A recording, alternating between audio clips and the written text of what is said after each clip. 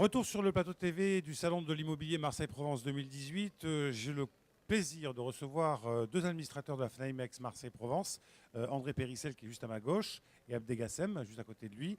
Et puis Stéphane Bessis qui est décidément Jean Berthoz, je vais y arriver.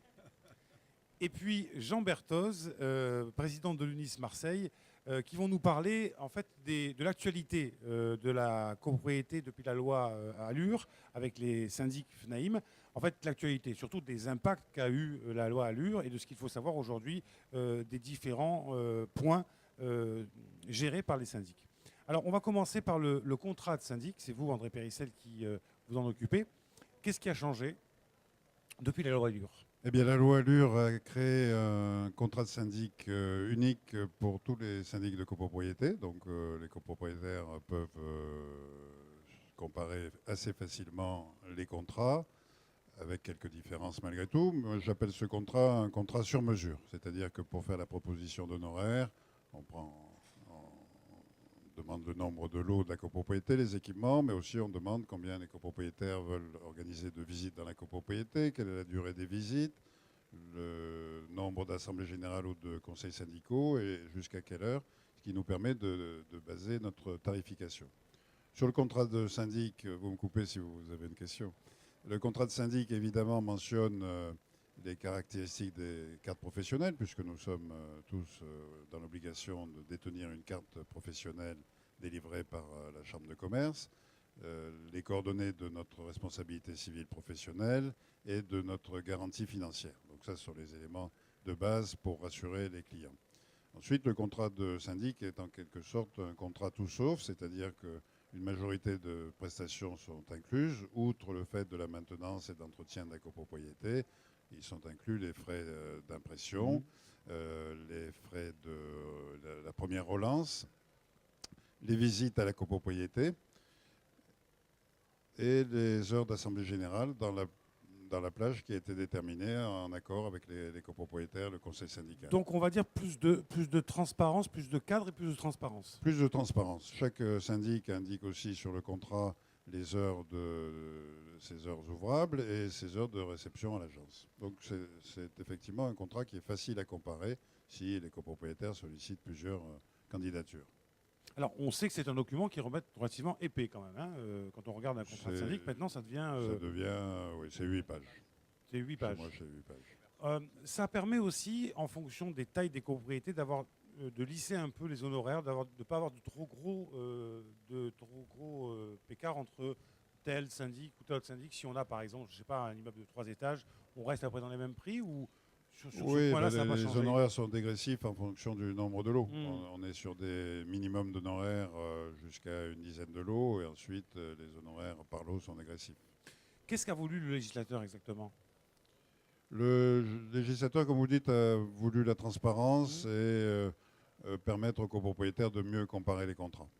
Voilà. D'avoir un seul contrat qui rassemble l'ensemble des prestations. Parce qu'avant, quand on voulait choisir un syndic, on se retrouvait avec des documents très différents, très disparates. C'est ça. Tous les syndics offrent dans leur forfait les mêmes prestations. Ensuite, on a des prestations qui sont exclues. Par exemple, l'immatriculation des copropriétés au registre des copropriétés. Abdé va en parler. Par exemple aussi les frais de relance de mise en demeure qui sont à la charge de chaque copropriétaire ou les frais d'état daté sont des prestations qui sont exclues et que chaque syndic tarifie suivant son barème.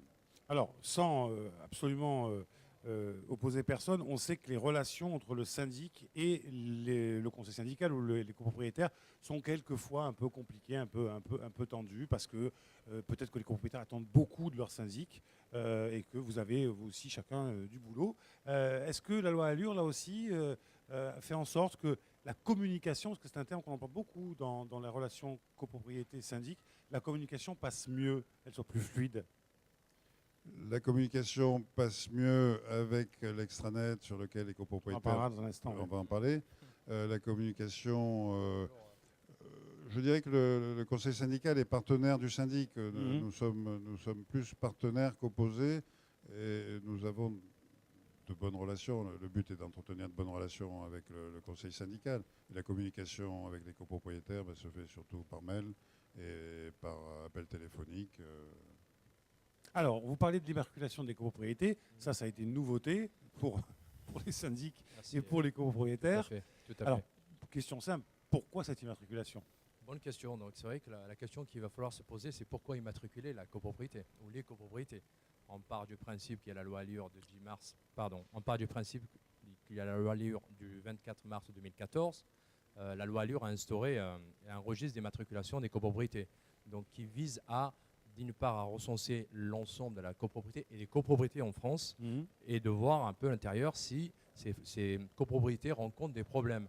Quant à savoir la dégradation du bâti, quant à savoir la forte consommation énergétique, des difficultés, si les immeubles rencontrent des difficultés financières ou sociales. Et à partir de là, on a instauré un système d'immatriculation. Vous allez me dire comment ça va fonctionner. Oui. Donc on a dématérialisé au niveau national. Donc on a dématérialisé, on a créé en fait un site dédié pour chaque immeuble. Chaque immeuble est immatriculé. On doit immatriculer chaque immeuble. Chaque immeuble a un numéro d'immatriculation. Et pour cela, on doit rentrer un certain nombre de données, quant à savoir les contrats de chaque copropriété, les procès-verbaux, les données financières, les annexes, et de voir l'état de chaque immeuble d'un point de vue juridique, social. Si cet immeuble Donc ça, en vous le question, rentrez sur une plateforme nationale. on rentre dans une plateforme nationale. Donc, Et faut c'est savoir dématérialisé. que Hein, c'est pas- dématérialisé. Chaque immeuble Mmh. a un numéro d'immatriculation. D'accord.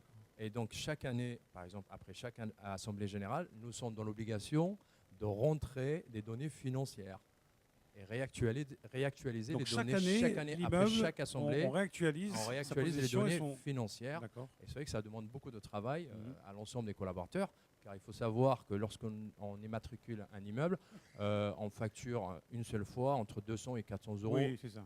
généralement en fonction des immeubles et en fonction des prestations de chaque confrère. Mais le travail récurrent annuel est gratuit, il faut le savoir. Et c'est Il est contraignant inclus par dans moment. dans les Il est honoraires du inclus syndic. Mais bon, dans il les vient en plus. honoraires, Il vient en plus. en plus. Voilà, donc on nous a enlevé quand même certaines prestations annexes, Mhm. mais le travail est toujours là. Alors, c'est un travail colossal au niveau national. C'est un gros travail. Oui. C'est un gros travail qui est géré, il faut le savoir, par l'ANA. D'accord. Qui C'est est l'ANA qui gère, qui est le garant de ces Mhm. données. Si demain vous effectuez une demande des données, on doit passer par l'ANA. C'est l'ANA qui a les clés au niveau national des données que nous rentrons. Donc pour l'instant, on n'a pas de lisibilité. Car Mhm. il faut savoir, il y a 3 données, 3 dates importantes. Avant le 31 décembre 2016, toutes les copros de plus de 200 lots doivent être immatriculées. Et au 31 décembre 2017, des copros de plus de 50 lots doivent être immatriculés. Et pour le 31 décembre 2018, entre 2 et 49 lots, tous les immeubles doivent être immatriculés.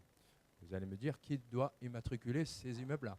Donc nous sommes en tant que syndic professionnel, on peut être syndic professionnel, on est habilité à le faire. Syndic bénévole, on peut être notaire, Mhm. comme on peut être un syndic judiciaire. Donc on est habilité à le faire. Donc il faut savoir que chaque transaction, avant chaque transaction, le notaire nous demande des préétats datés et nous sommes dans l'obligation de lui fournir toutes ces Voilà ce que informations j'allais vous dire, c'est que et c'est des un données document. actualisées. Voilà, c'est un document qui vient en plus chez le notaire lors Tout d'un à fait. compromis Tout à fait. pour avoir l'historique récent. C'est un état de lieu de chaque immeuble. Voilà. On doit tout donner, être transparent. Vous avez parlé de la transparence, on est transparent et on doit donner toutes les informations que nous avons en notre possession. Oui, parce que jusqu'à maintenant, finalement, il y avait le règlement de copropriété. Tout à fait. Et puis, le notaire questionnait Oui. le syndic pour Syndic. savoir quel était l'état de la copropriété. Mais c'était quelque chose de beaucoup plus informel, quoi. Maintenant, c'est formel. On Mhm. doit tout donner. Le règlement de copropriété, les procès-verbaux, les données financières. Si l'immeuble a rencontré des problèmes de voisinage ou s'il y a une procédure judiciaire ou administrative, on se doit de tout notifier et de tout donner comme information à l'ensemble de l'acquéreur et au notaire. On doit être transparent à 100% et Bon. professionnel aussi. Bon, ça ne me choque pas quelque part d'informer l'acquéreur, Bien sûr. de lui donner toutes ces informations. Alors, parmi aussi les nouveautés de la loi Allure, il y a l'extranet de syndic. Ça aussi, ça a été une nouveauté. On va en dire pourquoi ça n'existait pas avant. Mais bon, c'est là aussi, on imagine un assez gros travail. La possibilité pour le copropriétaire de consulter l'ensemble des documents qui ont trait à sa copropriété et à son lot. Oui. Et le législateur est intervenu pour euh, légiférer sur cet extranet.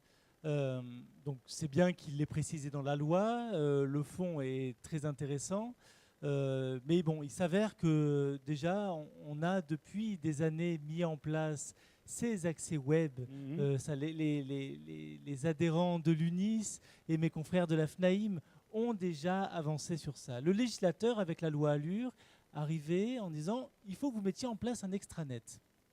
On comprend l'intérêt. On est dans la digitalisation.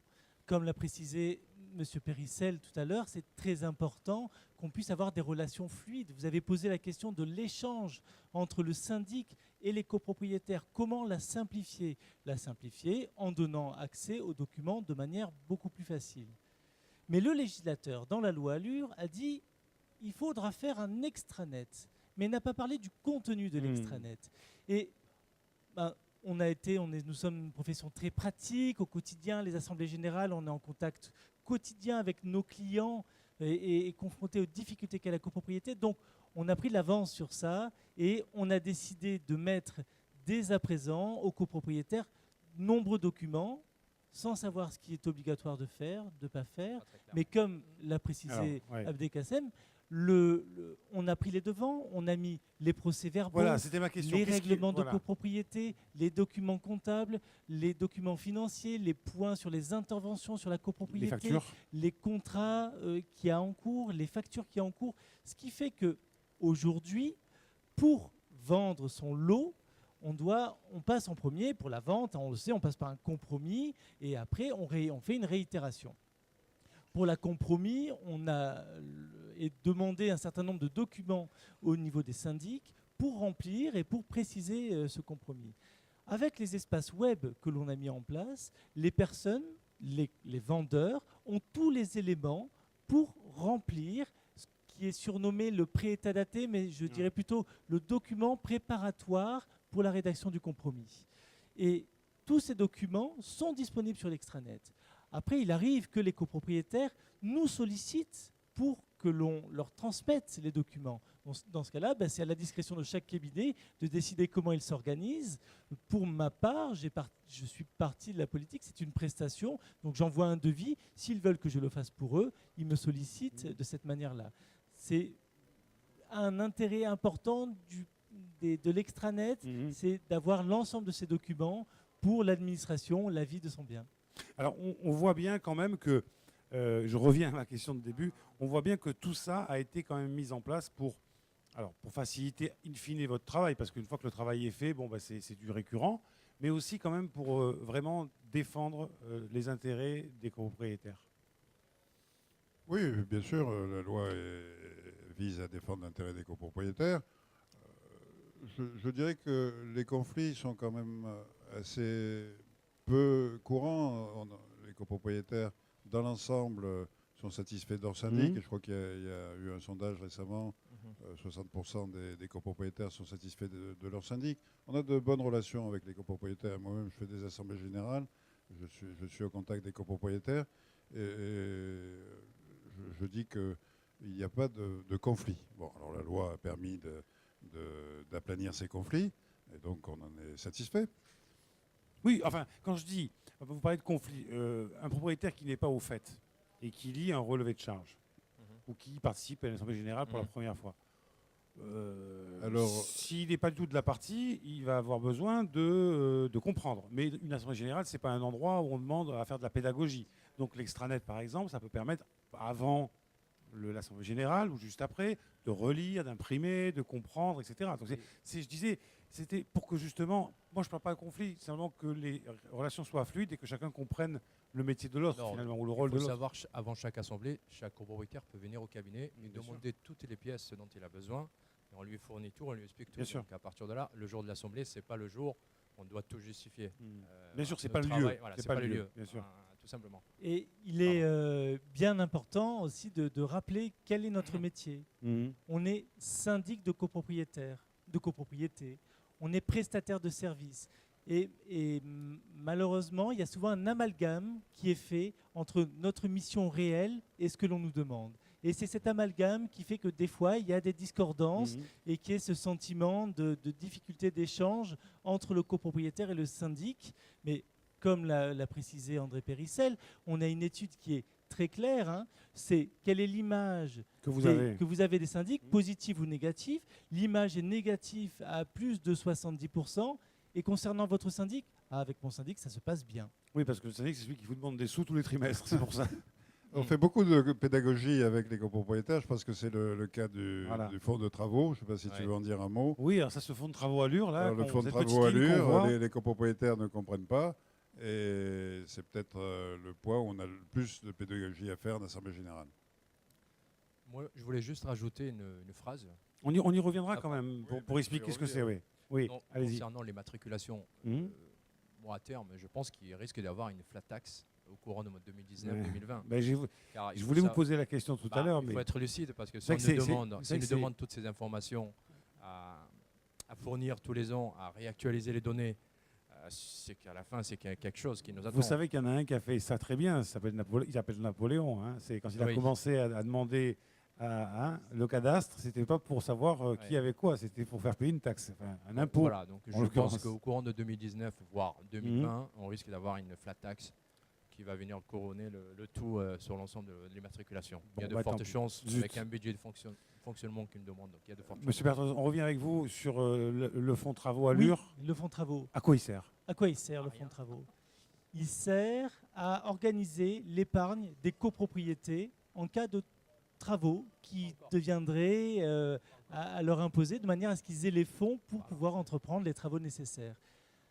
Là, c'est assez simple. Donc, ça s'appelle de l'épargne forcée. Non pas des travaux urgents, des travaux qui doivent être votés en Assemblée générale. Donc, on n'est pas sur l'urgence. Donc, ça veut dire qu'avant, on disait on veut refaire la cage d'escalier, on provisionne sur 5 mois, 6 mois, 10 mois, enfin selon l'accord qui est trouvé, et une fois qu'on a les sous, on fait des travaux. Voilà, ça ne changera pas. En plus, le législateur a mis en place une épargne forcée sur la copropriété d'un montant minimum, qui est de 5%. Donc là, c'est quelque chose d'assez simple à comprendre sur le fonctionnement. Après, il faut prendre un peu plus de recul. Le législateur, au niveau de la loi Allure, a sorti de nombreux outils qui arrivent et qui s'imposent à la copropriété. L'immatriculation de la copropriété, mais si on regarde le contenu de l'immatriculation de la copropriété, il y a un diagnostic technique global. Ce diagnostic technique global, qui doit apparaître dans l'immatriculation, un diagnostic dont on n'a pas encore clairement tous les décrets d'application pour savoir le contenu de ce diagnostic, va mettre en place un plan pluriannuel de travaux. Alors, excusez-moi, une parenthèse, c'est valable pour l'ensemble des copropriétés, y compris celles qui sont immatriculées depuis 2016. Le diagnostic, est-ce qu'il est fait? Parce que vous me dites, c'est pas clair encore. On en est où au niveau du diagnostic? Il n'est pas obligatoire, mais justement, on n'a pas de décret clair sur le contenu du décret, sur le contenu du diagnostic, pour pouvoir bien remplir au niveau de l'immatriculation. Et pourtant, il est inscrit dans la loi, mais il n'y a pas le décret d'application. Exact. Donc ça veut dire que vous syndic, aujourd'hui, vous ne le faites pas. On le propose en Assemblée générale, et il est refusé. Mais les copropriétaires, rarement Alors juste, on a 5 minutes là-dessus. Pourtant, c'est quelque chose d'important. Toiture, l'infrastructure, les canalisations, enfin, tout ce qui est partie commune et de l'immeuble, c'est important de savoir où on en est. Alors, de manière pragmatique, c'est géré. De manière pragmatique, les copropriétaires connaissent l'état de leur immeuble, de leur copropriété. Nous, syndics, on les conseille, on les alerte sur les travaux. Et le législateur a voulu mettre un cadre. C'est l'esprit du diagnostic technique global, de manière à ce que quand un nouveau propriétaire arrive sur la copropriété, soit au courant que dans les 5 ans qui arrivent, l'adommage ouvrage de l'étanchéité de sa toiture n'est plus en vigueur, donc ils sont susceptibles d'avoir ces travaux-là à réaliser. Donc l'esprit est intéressant, mais sauf que quand on a un ministre qui sort une loi et qui démissionne 5 jours après avoir sorti une loi, vous imaginez à quel point il faut qu'on s'adapte. Mais heureusement, nous sommes un métier pragmatique et nous sommes à la défense de l'intérêt de nos copropriétaires. Et ça, peut-être certains copropriétaires en ont le doute, mais il faut bien leur rappeler. On est là pour eux. Très bien. Mais, messieurs, merci beaucoup d'être venus expliquer l'actualité sur la copro depuis la loi Allure. On voit bien qu'il y a beaucoup de choses qui ont changé pour vous et pour les copropriétaires, mais on est certain que le législateur avait vu juste, parce que de toute façon, comme vous le disiez il y a un instant, quand on achète un appartement, quand on achète un bien, on a besoin de savoir un peu Bien sûr. où on en est, parce que sinon, il y a toujours des petits risques. C'est important. Merci à vous, Merci. et Merci. on se retrouve Merci à vous. un peu plus tard pour une nouvelle émission. Merci. Merci.